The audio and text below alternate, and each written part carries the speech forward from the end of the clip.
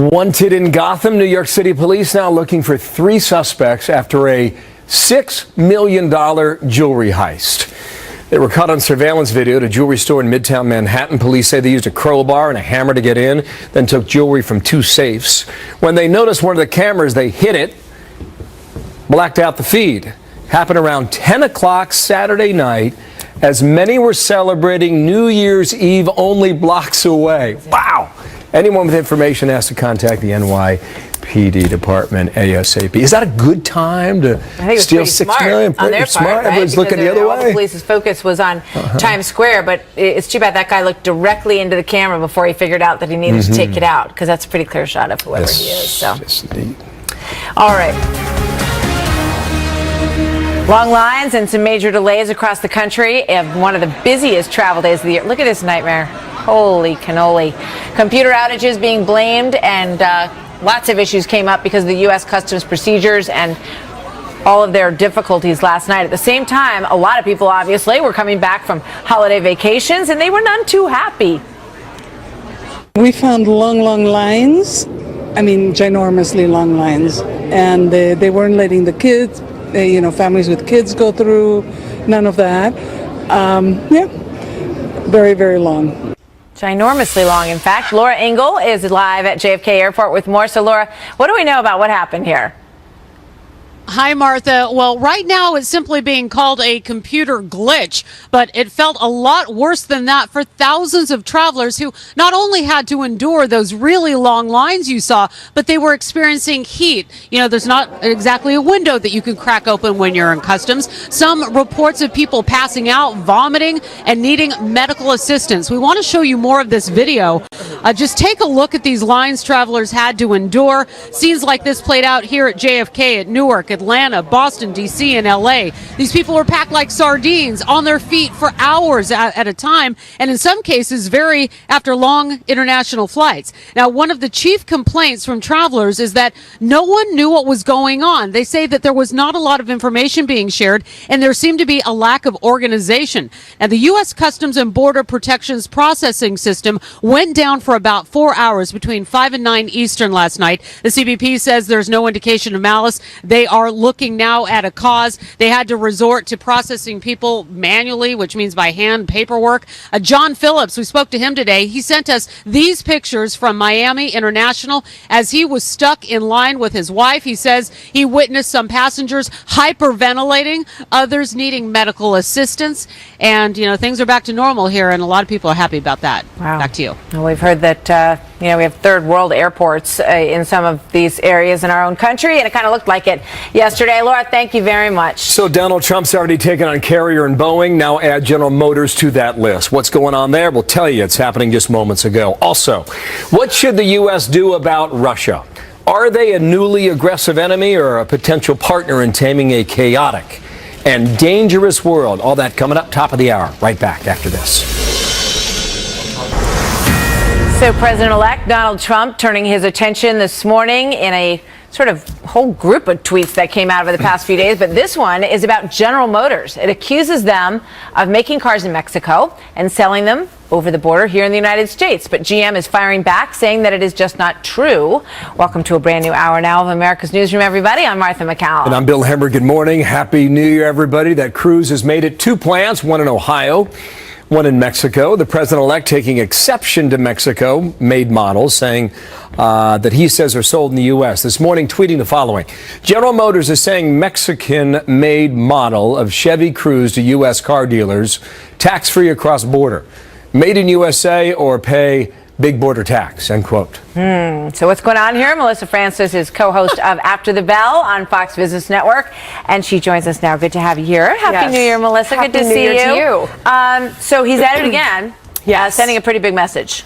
Absolutely. And so first of all, let's deal with the facts of the situation, because GM seems to be saying it's not true. But if you look at what they're saying, they say GM builds the Chevy Cruze hatchback for global markets in Mexico with a small number sold in the U.S. Our brain room looked into it. We looked at the Wall Street Journal, a bunch of other sources. They say certain versions, including the hatchback, are imported to the U.S. from a plant in Mexico. What everybody seems to agree on here with all these statements is that this version, the hatchback, is made in Mexico and sold back into the U.S. That may be a very small number, which is what GM is trying to say. They're saying it's only a few. It's not that many, but that's a little bit like when my son says to me, I only hit him a little bit. Right. I'm like, no, that doesn't change the fact. He's pointing out cars are made there and sold back, and he doesn't like it. He's sending a message. And when he goes after a huge company like GM, he's sending a message to every other company who doesn't want a tweet with their company name in it coming from Donald Trump because they don't want the attention drawn to them.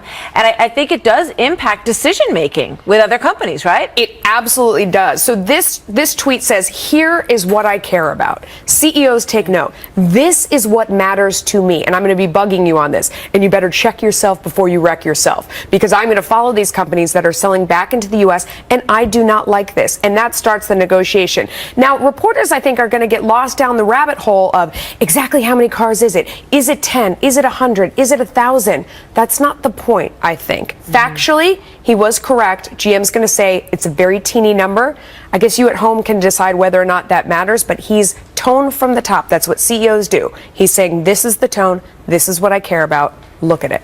So what about the reaction from American corporations who say, look, our responsibility is to our shareholders, and we're doing a good job. We have, manufacturing that's happening in the United States. We've done some of it in Mexico because it helps our bottom line. Right, absolutely. And I think that's what they say to him. And if you think about it logically, so a car is a very heavy object. You want to manufacture it right next to where you're going to sell it. So the fact that they're shipping it back into the U.S., and I would guess to southern parts of the country, but the fact that they're shipping it back in says the cost of production is that much lower there. And you say to Donald Trump, look, you're a businessman.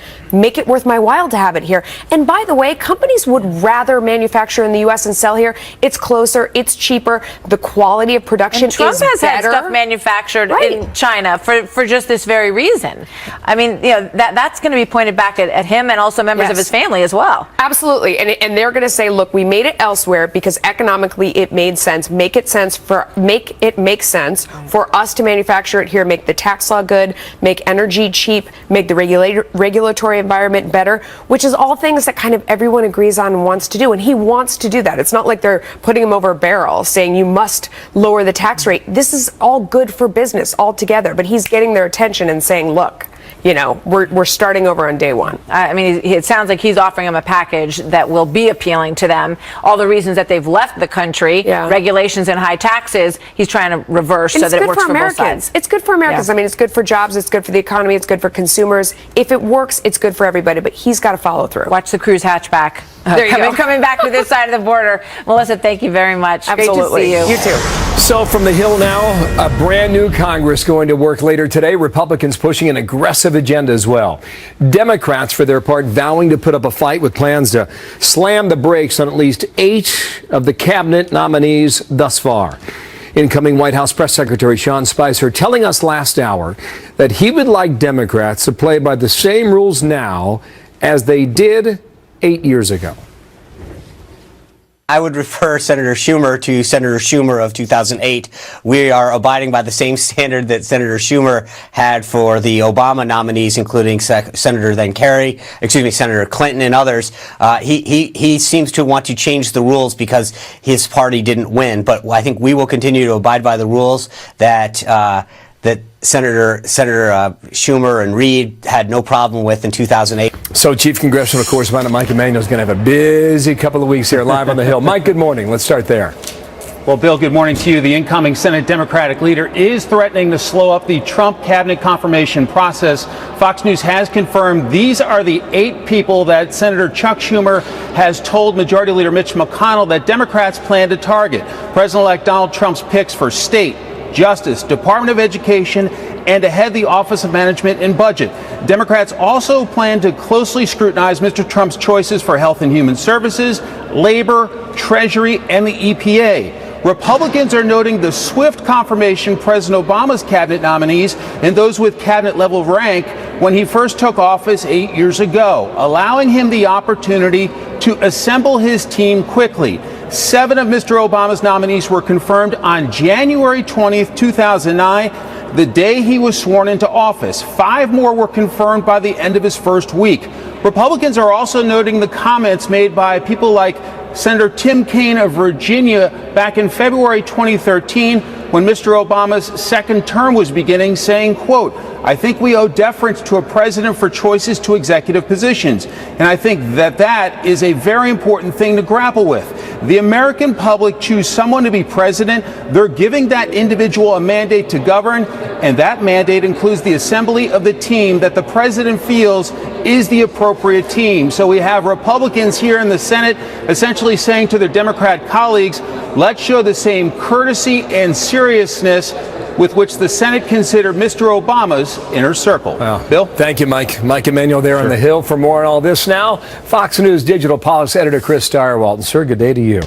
Woot. And a brand new year. Chuck Schumer said the following: if Republicans think they can quickly jam through a whole slate of nominees without a fair hearing process, they're sorely mistaken. Now, what is this? Is this going to be a battle, or is this just bluster?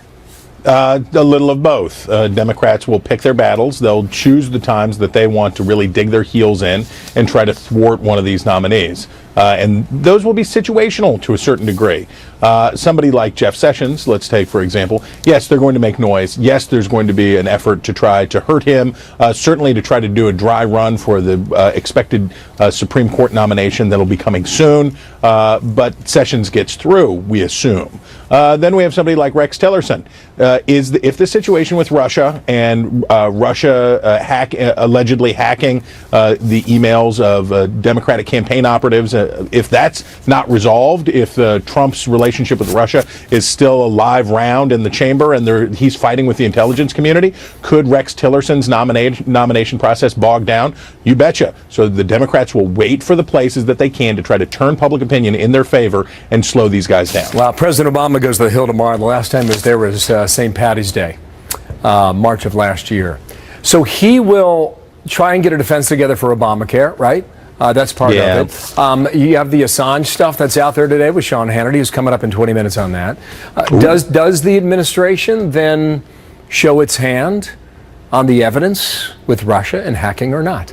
I think you will see more. I think as we get closer, you will see more. I think the ball's in Trump's court right now. He says he knows things that other people do not. He has privy to special information that he said he would make available today or tomorrow. Trump is going to get a briefing. There is a report that is coming out. I suspect when we see the report, people who are, we will finally have some clarity on this so that we can satisfy reasonable people as to what really happened here.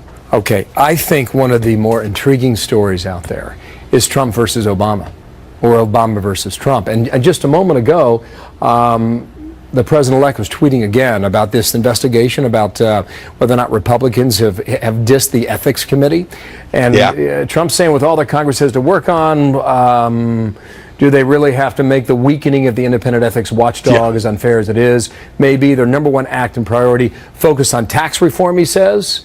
Healthcare, he says, and so many other things of far greater importance. What is the effect, Chris, 30,000 feet here, of these two men publicly going at it to with President Obama trying to cement his legacy at a time when the incoming president is trying to perhaps get himself out of maybe a lot of jams based on policy, backed into the corner?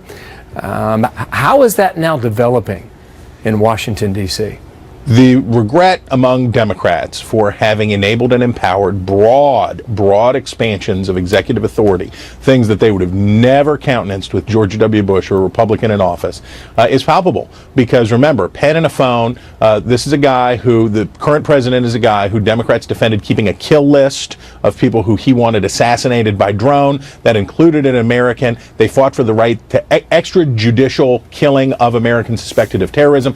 Other broad expansions of presidential power that they've used on immigration and other things. Now they find that they're turning the keys over to somebody who they would have never imagined, could have never imagined would be president of the United States, and they will have to deal with the consequences. The whole country will have to deal with the consequences, but they will have to live in the reality that what happens in an empowered executive Trump administration is in large part or substantial part their doing.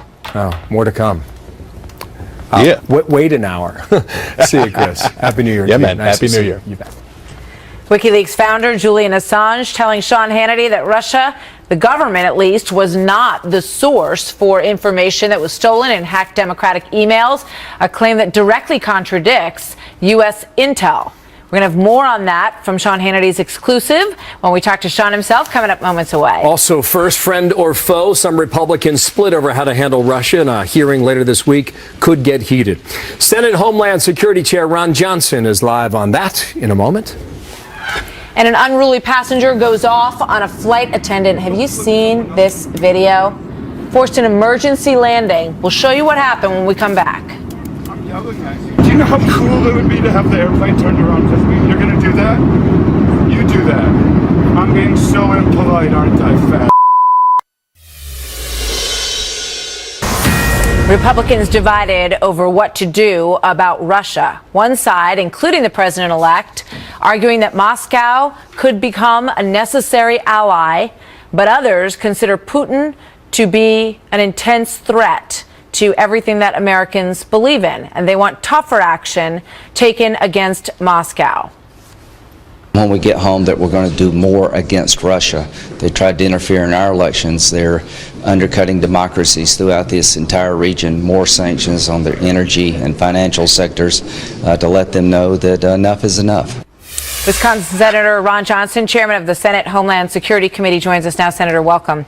Good to have you with us this morning. Good morning, Martha. Happy New Year. Great to have you with us. Happy New Year to you too, sir. I just want to quickly play something from Sean Spicer, the incoming press secretary for the administration, when he was asked about which side people should be on when it comes to Russia. Watch. But the fact is that this administration tried to have a reset with Russia at the beginning, and it failed. I understand that that didn't work out too well, but this administration understands the importance of Russia and putting America's interests first in the geopolitical climate that we live in. We will do that, and this president, I think, is going to understands that it's in America's interest to have a very, very fruitful relationship with Russia. With the administration, is it wise to have a fruitful relationship with Russia? Well, Martha, I kind of categorize our relationship with with other nations in four categories: allies, friendly rivals, unfriendly adversaries, and enemies. Right now, unfortunately, I think Russia is an unfriendly adversary.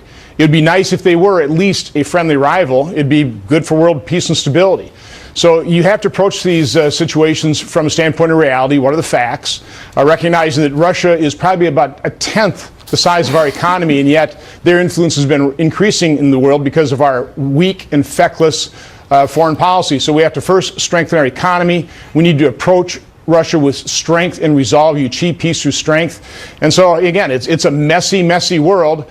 I'm not in any way, shape, or form denying what Vladimir Putin represents. There have been close to 30 political assassinations under his leadership. He's invaded Crimea, eastern Ukraine, Georgia. We need to be incredibly wary of him. But again, his influence is rising.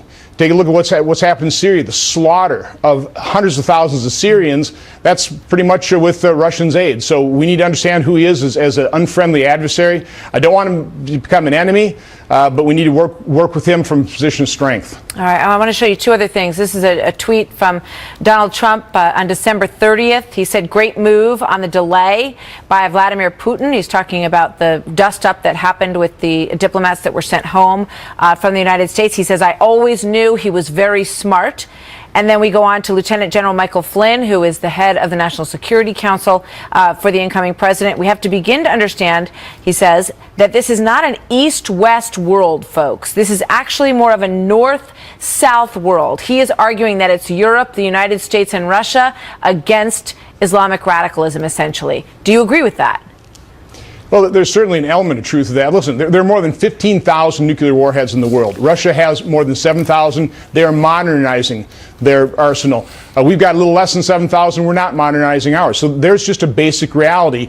Their influence is growing, even though they're about a tenth the size of our economy. So obviously, Vladimir Putin's a smart guy. He's utilizing nationalism, this adventurism around the world to solidify his position within his own nation. So we have to look at those realities and deal with them, as such. So what do you think is going to happen with Rex Tillerson? Will he be approved by the Senate for Secretary of State? I certainly hope so. I met with him, I guess, 2 weeks ago. Incredibly intelligent person, great background, wonderful experience. He's a global, player. He understands the economies. He understands how important energy resources are. He knows Vladimir Putin as well as a number of other world leaders. I think he's got the kind of experience and background that it will be excellent as a Secretary of State. So it sounds like you've been sort of persuaded a little bit to open up to this line of thinking, that we might be better off with a more open relationship or some kind of détente with Russia. Oh, first of all, this is the way I've always felt. I don't want them to be an unfriendly adversary or enemy. I'd rather have them be a friendly rival, but I realize the only way we accomplish that is through strength, economic strength, military strength. We should have provided Ukraine, for example, lethal defensive weaponry. We authorized $300 million. This administration said no. Yeah. All right. Senator Johnson, always good to have you here, sir. Thank you very much. Have a great day. You too. It's been a deadly year for the city of Chicago, a homicide number that is staggering, and the mayor there is under fire.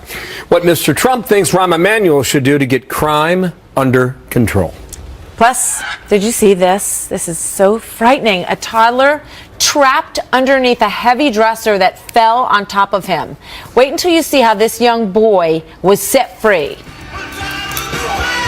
This is awful. A dresser fell over on a toddler, but in this story, the twin brother came to the rescue and security camera footage captured the whole thing.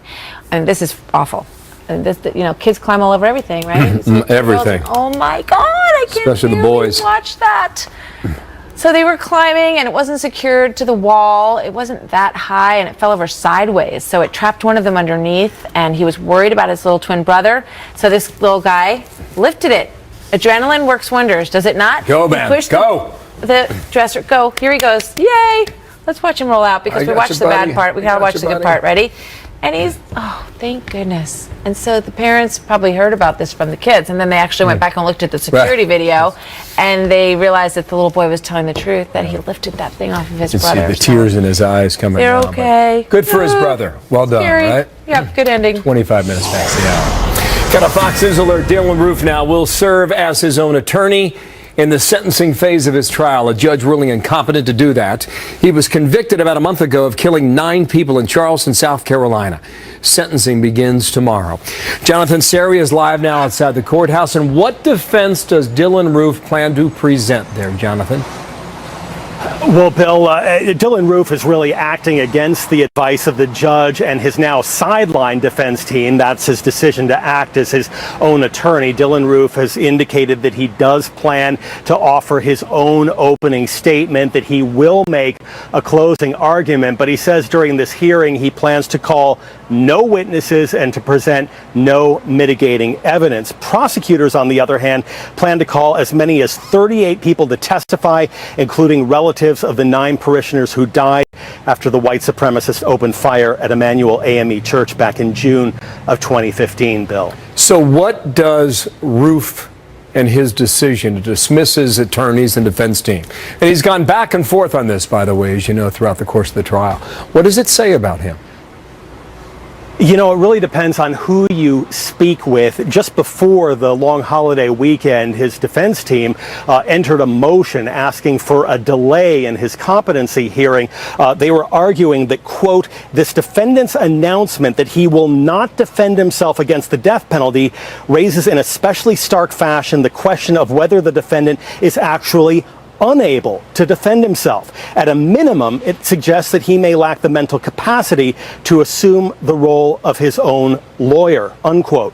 But Atlanta-based criminal defense attorney Philip Holloway says for someone like Dylan Roof, who really has little, if anything, to argue in his favor, acting as his own attorney and directly addressing the jurors may represent a strategy. Take a listen.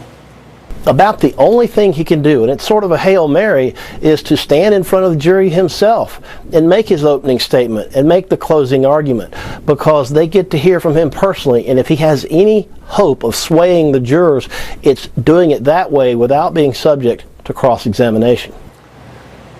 And when he's making his opening and closing statements, the judge has imposed strict guidelines on Dylan Roof. At no time will he be allowed to approach the jurors or witnesses, Bill. Wow, Jonathan Seri, thank you for that. Watching that trial in Charleston, South Carolina. WikiLeaks founder Julian Assange telling Sean Hannity that it was not the state of Russia. We can say, we have said repeatedly over the last 2 months that our source is not the Russian government and it is not state party. Yeah, that's what I meant. State party or an act of the Russian government directly. Assange saying that President Obama is blaming the Kremlin to delegitimize the Trump administration. Sean Hannity will join us in just a moment with more of his exclusive interview. Also, how American cities are getting ready for a self-driving country. Can they make highways smarter? Now this exclusive interview with Sean Hannity and WikiLeaks founder Julian Assange. The interview conducted yesterday in London for a period of 90 minutes. Among the many things they talked about, Assange says the Russian government was not the source for emails published by WikiLeaks. Can you say to the American people unequivocally that you did not get this information about the DNC, John Podesta's emails? Can you tell the American people 1,000% you did not get it from Russia or Yes. anybody associated with Russia? We can say, we have said repeatedly over the last 2 months that our source is not the Russian government and it is not a state party. That is one of the many headlines coming from this. Sean Hannity is with me now. Sean, good morning to you. A lot of travel. Appreciate you doing this here, and we'll see you later tonight. Hey, good morning, guys. At 10 How are o'clock you? Eastern Time. Happy New Year. Thank you, Sean, and to you as well. What do you think your interview added to this story? What do you think you cleared up or clarified? You know, this interview went pretty much straight through, Bill, for about 90 minutes, and we covered so much different ground. There's so many unbelievable questions. Number one, about the state of journalism, what wasn't covered in the United States, what these emails revealed, his life. I mean, it's a nice picture in the background there, but I can tell you the Ecuadorian embassy is extraordinarily small. He's not been outside to get a breath of fresh air or sunlight in 4.5 years in the embassy, 6 years total. And he's doing it, he would tell you, on principle, and we covered all the ground as it relates to WikiLeaks, and he is extraordinarily adamant that, in fact, no state party, no government. As a matter of fact, I asked him, did you ever talk to Vladimir Putin? No. Did you ever talk to any of his surrogates? No. Did you ever talk to Donald Trump? No. Any of his surrogates? No. Would you have given this information, revealed this information, if it was about Donald Trump? Yes. So there's so many different things here that he is revealing, and not the least of which is that this entire narrative we have heard post-election, he's telling us is absolutely, positively false. I used words like manipulation and propaganda. He was a little more generous in his description of it. At one point, you know, when he's using the words about Barack Obama was acting lawyerly, I think it was a polite way of him saying he's lying and he's manipulating the story. And he talked at length about how he believed it was an attempt to delegitimize Trump's victory. Now, a couple specific questions here. You've spent time with him now in person. A few weeks ago, you had him on Radio 2 for an interview. So you've gotten to know him much better than, well, any of us. John Bolton last hour said he doesn't believe a word he says. Do you? I believe every word he says, to be perfectly honest. I have great respect for John Bolton. And here's the bottom line. What did he reveal here? Two things that I think come out of this, that if we looked at it from the proper perspective, and there were things, look, I was a very early critic of him. He's well aware that I thought he was waging war on the United States. My opinion on it has evolved in large part because of what I have seen that he has done in 10 years. Nothing he has published has ever been proven false. Nobody's even questioned the veracity or truthfulness of what he's doing. He gets information, just like the New York Times got information about Donald Trump's taxes illegally. They still ran with the story. They still published the story. I'm convinced that any media outlet that was colluding with the Clinton campaign, they would have run with the story. So the two things what the United States ought to take out of WikiLeaks is, number one, as a country, we do not have cybersecurity, and if we don't fix it, we'll never have it. The second thing is, I think he exposed at a level I never expected. Now, I'm 30 years in radio, Bill. My 21st year on the Fox News Channel. I have been a staunch critic of government and government corruption all of those years. And what we learned in this election is how deeply corrupt, more corrupt than I think any of us would have imagined, the level of our politics is, and collusion with media outlets and campaigns. There is not objective journalism in America. And, of course, the media doesn't want to cover that story because it exposes them. Yeah. And when you see CNN is feeding questions to Hillary Clinton before a debate, or they're asking the DNC for questions for Donald Trump, well, that's a level of corruption. That's trying to influence an election. One other point. If we're worried about influencing elections, why did Barack Obama take $350,000 from the State Department, fund a group in Israel, send his political operatives to Israel to try and defeat Prime Minister Netanyahu? I mean, there's a big double standard here. This headline about him saying it was not a state actor or a state government or the Russian government, could it have been an arm that was working on behalf of Moscow? Well, I was did you ask him that specific question? Every which way I could possibly ask that question, including a report that had come out in the Daily Mail about a friend of his that went on the record and said that the actual information was handed personally over in a wooded area near American University. And to me, it was a moment that he felt some frustration about, but he wouldn't confirm or deny it. And this was a source within the Democratic Party that was disillusioned because what WikiLeaks revealed about how they totally colluded and betrayed Bernie Sanders in the nomination process, and also what he felt was dishonest and corruption as it relates to the Clinton Foundation. So that's a story that I think had been underreported as well. Because I mentioned you spent 90 minutes with him. Just in the moment we have left here, Sean, this was one of your last questions to him about whether or not the President of the United States was telling the truth or how he was parsing his language, etc. This is how it went. Watch here. He's acting like a lawyer. If you look at most of his statements, he doesn't say that. He doesn't say WikiLeaks obtained its information from Russia, worked with Russia. He's saying Russia's trying to influence the U.S. elections. Yes. So he and you also note that he doesn't say, from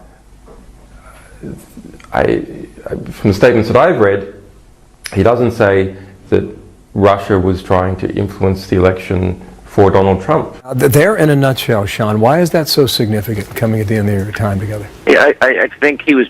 I asked him to speak directly. What would you say to Hillary Clinton? What would you say to Barack Obama? What would you say to the incoming president, Donald Trump? You know, he has first of all, his knowledge of American politics is at a level that most constitutional scholars would admire. He's a person that knows our Constitution fully and completely.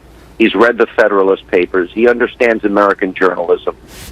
I thought it was a gracious way of saying that the president is purposely lying and manipulating for political gain, which went back to an answer earlier, which was they were trying to delegitimize Donald Trump. But what I took out of it is, you know, he really sees the government is corrupt fundamentally.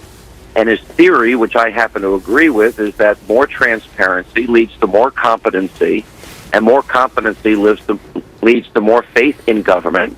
And his message basically to all three of them is open up the government to the extent that you can. He understands the need for covert operations and plausible deniability, but open it up more and you'll see more competency in government, which I think goes to the heart of what we've experienced the last 8 years, more secrecy than any other president in history. We'll see you later tonight, okay? Version 1 tonight. Good to Sean, thanks for doing this. Watch Hannity tonight, part 1 of his exclusive in-person interview with the founder of WikiLeaks, right here on the Fox News Channel. 10 o'clock Eastern Time, your way later tonight. Some more segments on Wednesday and on Thursday later in the week. So fascinating stuff, and we'll see where it comes down. Yep, we'll look to that tonight. Good to have Sean here with us this morning. So President-elect Donald Trump taking aim at the mayor of the deadliest city in America, suggesting Chicago Mayor Rahm Emanuel needs help protecting his own city. We will debate Mr. Trump's solution to that. Also, were you traveling over the holiday, were you? This flight had to make an emergency landing because of an outburst by one of the passengers on board. What he said and what was said in return. Next. So the president-elect, Donald Trump, going off on the mayor of Chicago for a spike in gang violence. Mr. Trump suggesting that Rahm Emanuel isn't up to the challenge of protecting the city, tweeting this. Quote, Chicago murder rate is record-setting 4,331 shooting victims with 762 murders in 2016. By the way, that's an increase of 57% for the year. If the mayor can't do it, he goes on to say, he must ask for federal help. Guy Benson joins us now, political editor at townhall.com and a Fox News contributor. Julie Roginski is a Democratic strategist and Fox News contributor. Welcome to both of you. Happy New Year. Happy New Year to you guys. It's great to see you this morning. This is a very serious issue that plagues the city of Chicago. We've heard so much over the past couple of years about Black Lives Matter, about police violence, and relatively little about this huge issue, Julie. Why do you think that is? I don't know why that is. For the people in Chicago who've suffered and lost loved ones, it's an issue that affects them every day and it should be talked about more. Look, there's no excuse, and this should not be a partisan issue for what is going on in Chicago. The federal government does have a role to play. As the president-elect has pointed out, I know that Mayor Emanuel apparently met with him, with President-elect Trump, and asked him for help as well a while back, so that's good. Any and all hands on deck. This is an epidemic, and there's no reason as to why the city of New York and the city of LA, both of which have seen not a resurgence of gun violence, but in fact have seen record lows in terms of gun deaths. Have the statistics they do, and Chicago has the statistics it does, and Chicago needs to take a look at best practices and get our hands on deck on this issue. I mean, I think back to the Democratic convention guy and the mothers for the movement who have children who were injured or killed by police officers. And you wonder where the rest of the moms are whose children have been slaughtered in the streets of Chicago.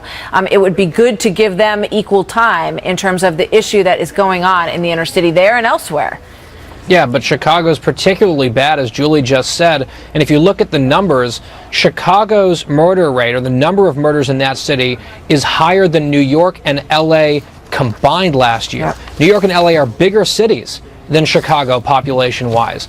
And so when you look at this problem, and there have been a lot of reports on it, the Chicago police feel like they're on their heels. They feel like they are hamstrung. They feel like they are burdened with huge amounts of paperwork and political pressure. And I've never been one to say you should never criticize the police. I think police ought to be criticized when they do something wrong. Every case should be taken on its own based on the facts of the case. But in this culture that we're seeing increasingly in places like Chicago, where the cops feel like they're getting it from all angles, they're taking a step back, they're being more tentative in their job of law enforcement as a result, and you're seeing communities suffer the tragic, lethal consequences. It's been documented by Heather McDonald in her book quite closely, and here's Gary McCarthy last night, the former police chief there, on 60 Minutes. Watch. It doesn't seem that filling out a 2-page report is that onerous. Oh, sure it is. It could take you up to 45 minutes. And one of the things in policing that we've been trying to do is knock back the amount of time that officers spend doing paperwork and get them out doing more proactive things to prevent crime. Yeah. Julie, President Obama is going to address the city of Chicago in one of his final speeches. What do you think his legacy will be on improving our inner cities? Well, in certain inner cities, certainly if you look at places like New York, for example, where I live, his legacy is quite good. It's really not a federal issue. I know the federal government does have a role to play. It certainly did in the 90s under Bill Clinton in reducing violence. But this is really a city-by-city issue, as Guy so aptly pointed out. Why is it that the city of New York and the city of Los Angeles, also governed by Democratic mayors under a Democratic president, why have they seen the crime statistics that they have? And Chicago, which is governed by a Democratic mayor under a Democratic president, has seen the statistics it has. So again, this is not a federal issue, although the federal government does have a very significant role to play. And I strongly urge the president-elect to sit down with Mayor Emanuel and to work this out. And there is something that both of them can do in tandem.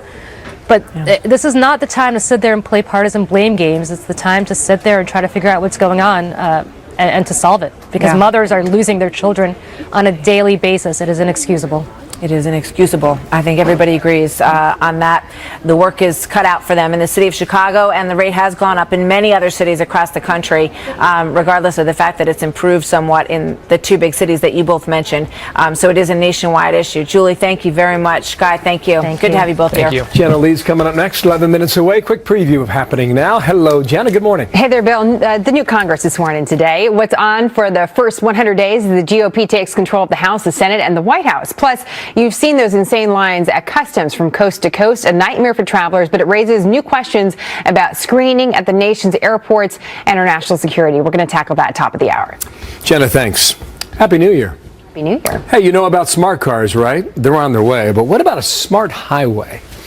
What some states are trying to build today to make your life safer.